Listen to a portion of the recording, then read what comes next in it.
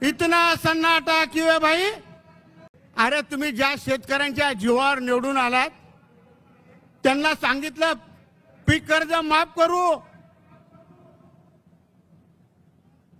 त्यांचंच अन्न खातात, ते पिकवतात त्या शेतात. अरे त्याला तर जागा तुम्ही तिघ जण तो भाजपमध्ये कधीच जाऊ नका. लबाडाचा पक्ष येतो. तर मी 11 वर्ष भाजपमध्ये काम केलंय. अहो एवढे लबाड लोक कुठंच पाहिले नाही. आम्हाला सांगायचे जो विरोधक तगडा आहे त्याच्या घरी जा, चहा प्या, त्याला पाठवा, त्याला बाटवा आणि लोकांना सांगा आपल्या बरोबर येणार आहे त्याला काहीच द्यायचं नाही. अरे आम्हालाच काय दिलं नाही तर त्याला काय देणार आहे तुम्ही? मुख्यमंत्र्यांचं जेव्हा आपण भाषण ऐकतो जसे काही भांडायला उठले. या महाराष्ट्रामध्ये जातीत जात ठेवली नाही, पक्षात पक्ष ठेवला नाही, माणसात माणूस ठेवला नाही. हे कोण करतो व सर्व? दंगली जातीपातीचं राजकारण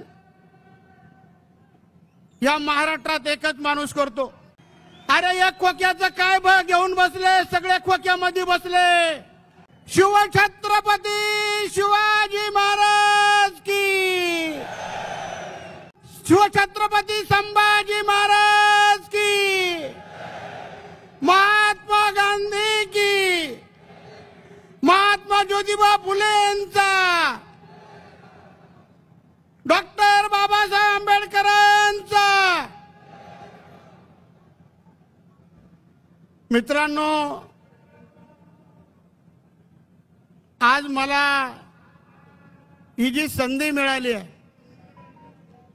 खरं तर मला राजकारणात 45 वर्ष झाले. 34 वर्ष काँग्रेसमध्ये काम केलं, 11 वर्ष भारतीय जनता पार्टीत काम केलं. 11 वर्ष भारतीय जनता पार्टीने फक्त वापरून घेतलं.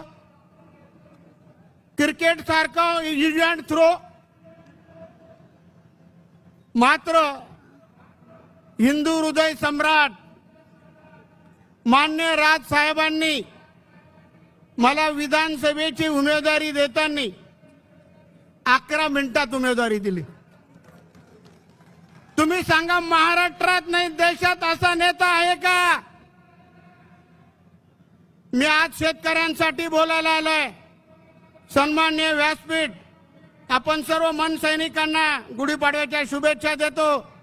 राज साहेबांना मानाचा मुजरा करतो आणि या महाराष्ट्राचे मुख्यमंत्री देवेंद्र फडणवीस साहेब, उपमुख्यमंत्री अजितदादा पवार, या महाराष्ट्राचे दुसरे उपमुख्यमंत्री एकनाथराव शिंदे साहेब, आपण निवडणुका कशा जिंकल्या आमच्या राज साहेबांनी सांगितलं. इतना सन्नाटा क्यों है भाई?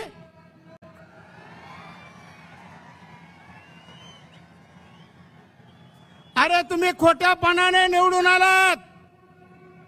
ईएम मशीन मॅनेज केलं. राजू पाटला सारखे, अमित साहेबांसारखे, आमच्या सारखे 9-10 निवडून येणारे आमदार तुम्ही फक्त मशीनमुळे निवडून आलात. आता साहेबांनी 2-3 दिवसापूर्वी सांगितलं, अरे एक खोक्याचं काय घेऊन बसले, सगळे खोक्यामध्ये बसले.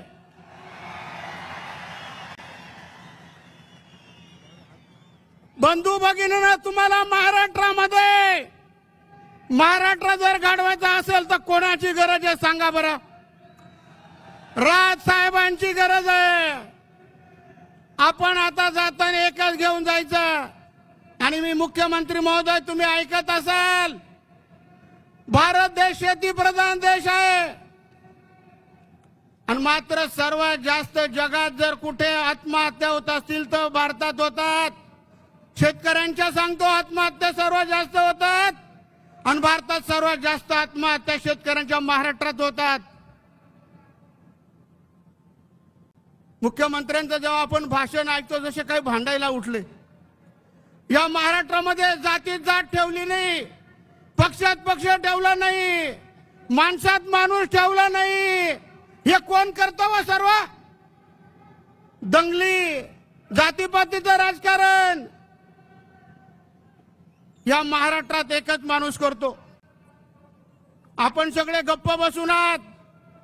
अरे आपल्या मागे एवढा मोठा हिंदू हृदय सम्राट राजसाहेब असल्यावर घाबरायचं नाही.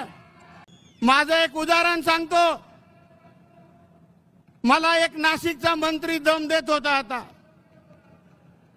त्याला माहिती आहे दिनकर पाटील आता मनसेमध्ये राजसाहेबांनी मला सरचिटणीस केला आणि मी कामाचा धडाका सुरू केला. मित्रांनो 700 गाड्या नाशिक जिल्ह्यातून भरून आणल्या राजसाहेबांच्या वर प्रेम करणाऱ्यांच्या. आणि त्या मंत्र्याने दम दिल्यावर मी राजसाहेबांना भेटलो. राजसाहेबांनी फोन केला. तो मंत्री म्हणतो नाही नाही दिनकर पाटलाशी माझं काही देणं घेणं नाही.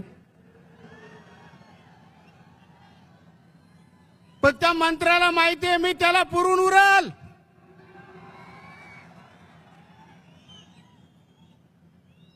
आणि कालच मी बातमी वाचली शेतकऱ्यांची. अरे तुम्ही ज्या शेतकऱ्यांच्या जीवावर निवडून आलात त्यांना सांगितलं पीक कर्ज माफ करू. त्यांचंच अन्न खातात ते पिकवतात त्या शेतात. अरे त्याला तर जागा तुम्ही 3 जण त्यांना सांगता की पीक कर्ज माफ करायला पैसेच नाही आमच्याकडे.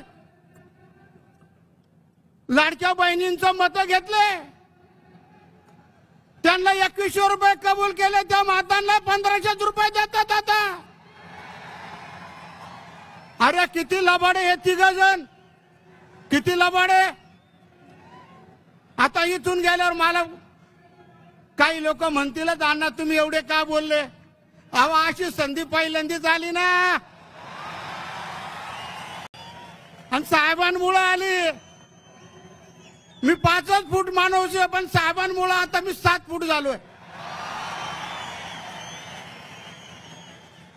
आता मी ठरवलं राहिलेलं आयुष्य साहेबांबरोबर घालवायचं आणि साहेबांच्या नेतृत्वाखाली घालायचं. अरे 45 वर्ष लोकांनी काहीच दिलं नाही मला.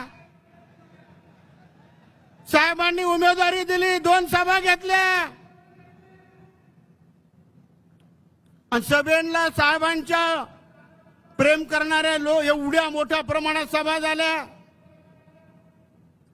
आणि जी माऊली माझ्या इकडे निवडून आली तिला भरोसाच नाही मी खरंच निवडून आले का नाही. तिला माहिती होतं दिनकर पाटील आपल्याला आवरणार नाही. खरं तर आम्हीच निवडून आलेलो आहे. अरे निवडून आले तर तुमचं कोणी स्वागत सुद्धा करायला तयार नाही. तुम्हाला कोणी एक गुच्छ द्यायला तयार नाही. आम्ही पडलो तरी लोक आमचे स्वागत करत होते.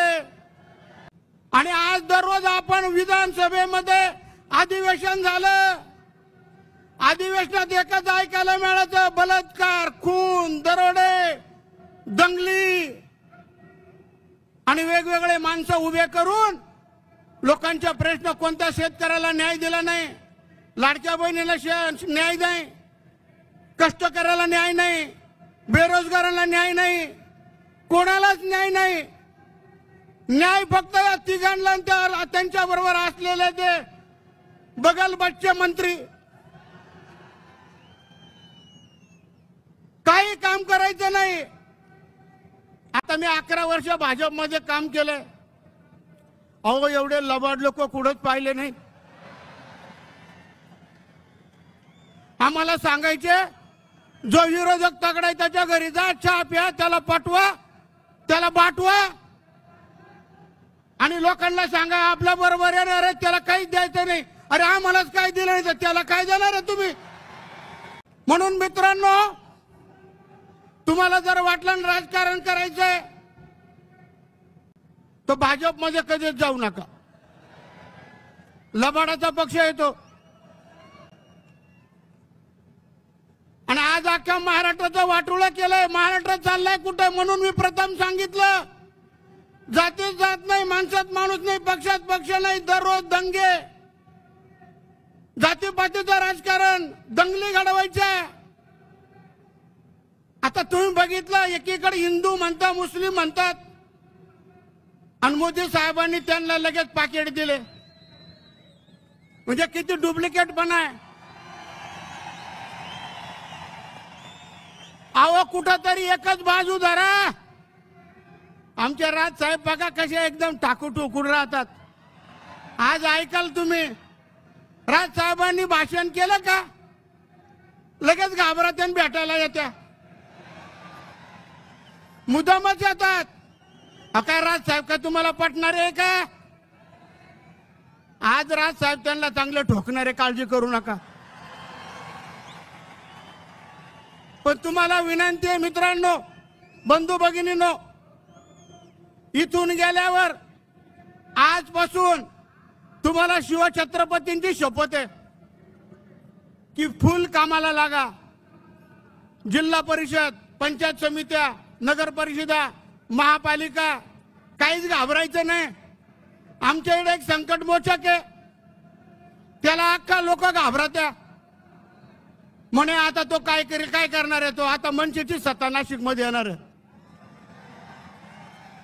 आम्ही काय घाबरतो का त्यांना? म्हणून आजपासून कामाला लागा. आणि मुख्यमंत्री महोदय, अजित दादा, दुसरे उपमुख्यमंत्री एकनाथजी शिंदे साहेब, शेतकऱ्यांना फसवू नका, त्यांचं कर्ज माफ करा. अजून प्रधानमंत्री पीक विमा योजना आहेत 1 रुपयामध्ये, ती तुम्ही 20 मार्चच्या 2025च्या मीटिंग मध्ये रद्द केली.